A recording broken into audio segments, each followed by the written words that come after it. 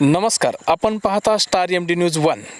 मागील खूप काही दिवसापासून बहुचर्चित असलेली ज्ञानराधा मल्टीस्टेट बीड ज्ञानराधा ठेवीदाराकडून मागील 14 दिवसापासून तहसील कार्यालय अंबडसमोर आमरण उपोषण सुरू आहे। विविध ठिकाणी निवेदन देऊन सुद्धा अद्यापपर्यंत सामान्य कष्टकरी यांना न्याय मिळाला नाही। सर्व सामान्य शेतकरी, कष्टकरी, महिला सगट तहसील कार्यालय अंबड मागील 14 दिवसापासून न्यायाच्या प्रतीक्षेत आहेत।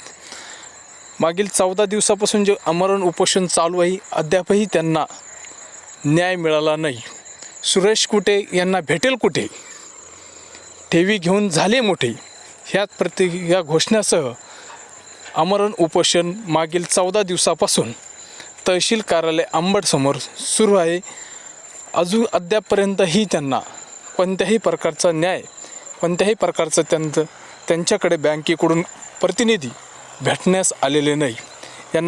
यांची ठेवी परत मिळेल कधी का मिळणार नाही, अद्यापपर्यंत कोणत्याही प्रकारचा ठोस निर्णय लागलेला नाही।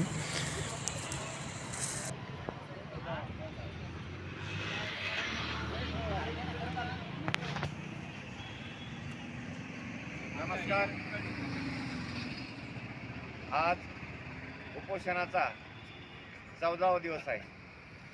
ठेवीदार गेल्या 12 तारखेपासून तहसील कार्यालय अंबड समोर आमरण उपोषणाला बसलेले आहे। आजपर्यंत माननीय तहसीलदार यांनी पोलीस प्रशासनाला आदेश दिलेले की संबंधित सुरेश कुटे आणि त्यांचं बँक व्यवस्थापन यांच्यावर योग्य ती कारवाई करावी, पण पोलीस प्रशासन एका माणसासाठी इतक्या ठेवीदारांना वेठीस धरत आहे। या सर्वसामान्य माणसाचा कष्टाचा पैसा ज्ञानराधा बँकेत अडकलेला आहे आणि गेल्या 4 महिन्यापासून ही बँक बंद आहे आणि यांना जीवन जगण्यासाठी साधनच राहिलं नाही आणि म्हणून ठेवीदार गेल्या 14 दिवसापासून या ठिकाणी उपोषणात बसलेले। प्रशासन मात्र या ठिकाणी बघ्याची भूमिका घेत आहे आणि आता लोकांचा संयम सुटलेला आहे। यापुढे वेगळ्या प्रकारची भूमिका या ठेवीदाराला घ्यावी याची पोलीस प्रशासन नोंद घ्यावी। जय हिंद, जय महाराष्ट्र।